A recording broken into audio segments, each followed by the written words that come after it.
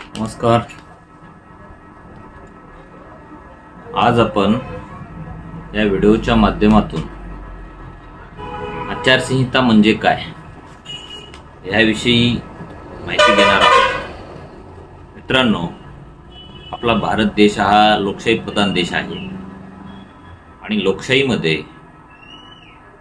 जो काही आपल्या राज्यकर्ता शासन निवडायचं असते ते मताच्या स्वरूपातून, मतदानाच्या निवडणुकीच्या स्वरूपातून त्या ठिकाणी निवडल्या जाते. ती निवडणूक आमदार, खासदार, राष्ट्रपती, उपराष्ट्रपती, जिल्हा परिषद, पंचायत समिती व इतर निवडणूक ज्या असतात या निवडणूक डिक्लेअर झाले असता, जाहीर झाले असता, सदरच्या निवडणूक जाहीर झाले तेव्हापासून त्या ठिकाणी निवडणूक आयोग ही आचारसंहितेचं लागू करते. तर ही आदर्श आचारसंहिता म्हणजे नेमकं काय याविषयी आज आपण माहिती घेणार आहोत. जे काही निवडणुका डिक्लेअर झालेल्या आहेत त्या निवडणुका जाहीर झाल्यापासून त्या निवडणुका शांततेत, सुरक्षित व पारदर्शक पार पडावेत म्हणून प्रशासन त्या ठिकाणी काम करत असते. निवडणूक निर्णय अधिकारी म्हणून निवडणूक आयोगाच्या अंतर्गत. अशा वेळी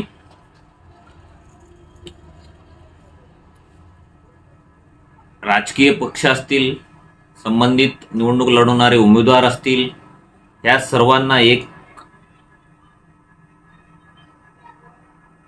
दिशानिर्देश त्या ठिकाणी निवडणूक आयोगातर्फे दिल्या जातात. ते दिशानिर्देश म्हणजे कोणीही जाती व धर्माच्या आधारे मत मागू शकत नाही. मंदिर असेल, मस्जिद असेल, चर्च व अन्य प्रार्थना स्थळांचा उपयोग त्या ठिकाणी करता येणार नाही. तसेच कुठलेही असे काम करणार नाहीत ज्यामुळे जातीत व धर्मामध्ये द्वेष निर्माण होऊन त्या ठिकाणी घृणा निर्माण होईल आणि काही विपरीत घडण्याचा प्रयत्न त्या ठिकाणी केला जाईल आणि त्याचा कुठल्या तरी राजकीय पक्षाला बेनिफिट घेण्याचा प्रयत्न त्या ठिकाणी जर करण्यात आला, ते पण एक आचारसंहितेचं भंग असेल. ते पण तसं करता येणार नाही. तसेच विरोधी उमेदवार जे काही आहेत त्यांच्या धोरणावर तुम्हाला टीका करता येईल, परंतु त्या उमेदवारावर, त्याच्या कुटुंबावर वैयक्तिक टीका टिप्पणी त्या ठिकाणी तुम्हाला करण्याचा अधिकार नाही. त्याचं पालन तुम्हाला त्या ठिकाणी करावं लागेल. जे काही असेल निवडणुकीदरम्यान जे काही मुद्दे आहेत, धोरणात्मक मुद्दे, त्यावरच तुम्हाला त्या ठिकाणी टीका टिप्पणी करता येईल. तसेच मतदारांना धमकवता येणार नाही, पैशाचं आमिष देता येणार नाही. मतदान केंद्र जे असतात मतदानाच्या दिवशी त्याच्या 100 मीटरच्या मध्ये निवडणूक प्रचार तुम्हाला त्या ठिकाणी करता येणार नाही. आणि ज्या दिवशी मतदान संपलं त्याच्या 48 तासाच्या आत तुम्हाला सार्वजनिक सभा त्या ठिकाणी घेता येणार नाही. मतदान केंद्रावर मतदारांना नेणे आणण्यासाठी वाहनाची व्यवस्था त्या ठिकाणी करण्याचा अधिकार तुम्हाला नाही.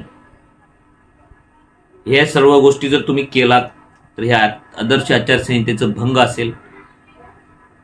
आदर्श आचारसंहितेनुसार असे करण्यास तुम्हाला प्रतिबंधित त्या ठिकाणी केलेलं आहे. तसेच जे काही तुम्हाला तुमचे बॅनर वगैरे लावायचे आहेत,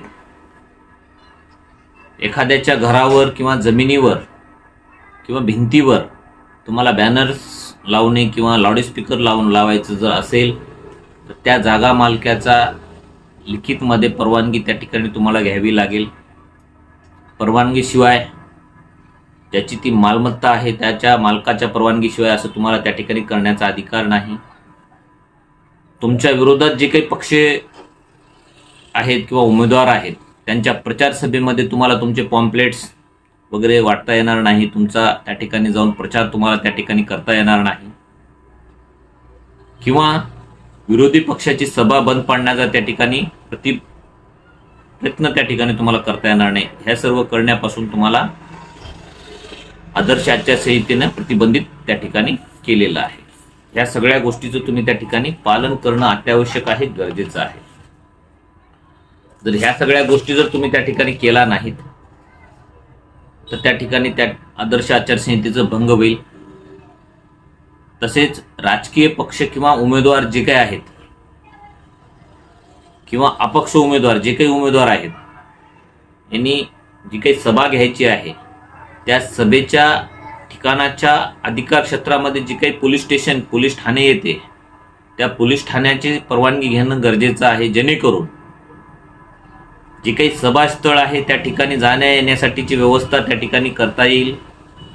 रहदारी असेल किंवा अन्य जरुरी जे काही वाहतूक असेल किंवा काही पोलीस यंत्रणेवर बरंच काही वाहतूक सुरळीत ठेवणे अशा काही जबाबदाऱ्या असतात, त्याचे त्यांना नियोजन करता येईल. त्याच्यामुळं ज्या ज्या ठिकाणी तुम्हाला सभा घ्यायची आहे त्या सभेच्या अधिकार क्षेत्रातील पोलीस स्टेशनच्या परवानगीशिवाय तुम्हाला त्या ठिकाणी सभा त्या ठिकाणी घेता येत नाही.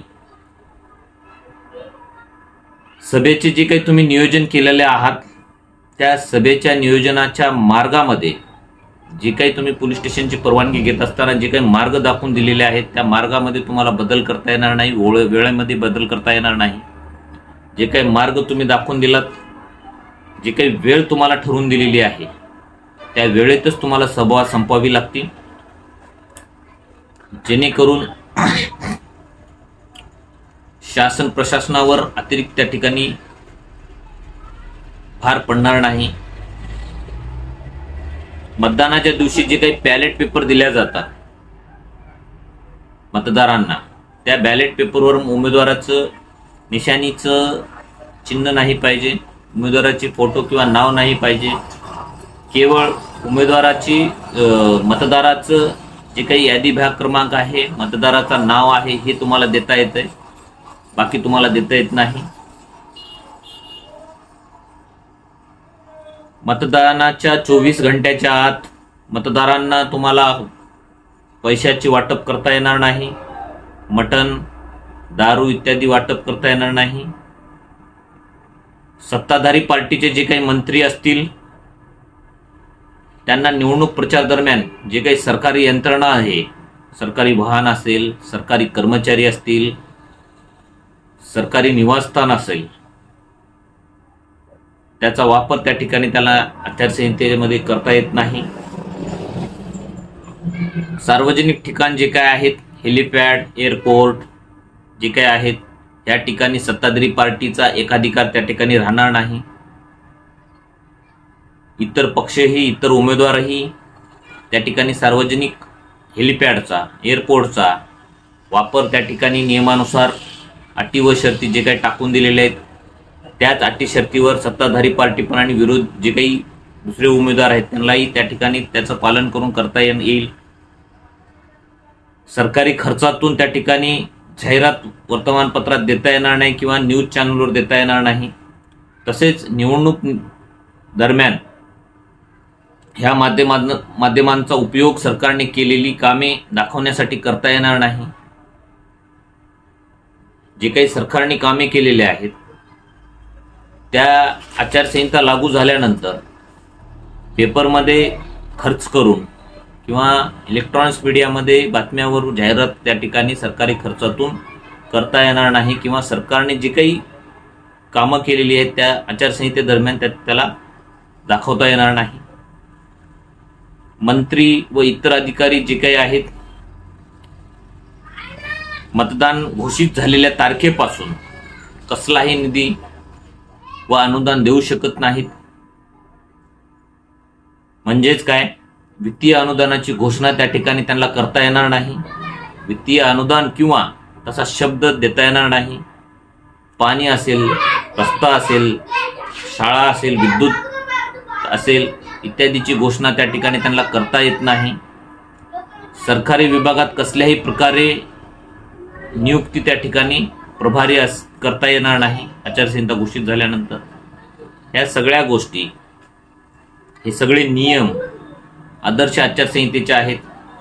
या नियमाचं तंतोतंत पालन त्या ठिकाणी करणं अत्यावश्यक आहे, जेणेकरून जी काही आपली निवडणूक प्रक्रिया आहे ती निवडणूक प्रक्रियेनुसार मतदान हे शांततेत होईल, सुरक्षित होईल, पारदर्शक होईल, निर्भयपणे होईल, निपक्षपातीपणे होईल. ह्या सगळ्यासाठी म्हणून ह्या आदर्श आचारसंहिता त्या ठिकाणी टाकून दिलेली असते. ज्या काही निवडणुका आहेत त्या निवडणुका ज्या आहेत दर 5 वर्षानंतर किंवा विधान परिषद राज्यसभा जे आहेत त्यांच्या दर 6 वर्षानंतर त्या ठिकाणी घेण्यात येतात.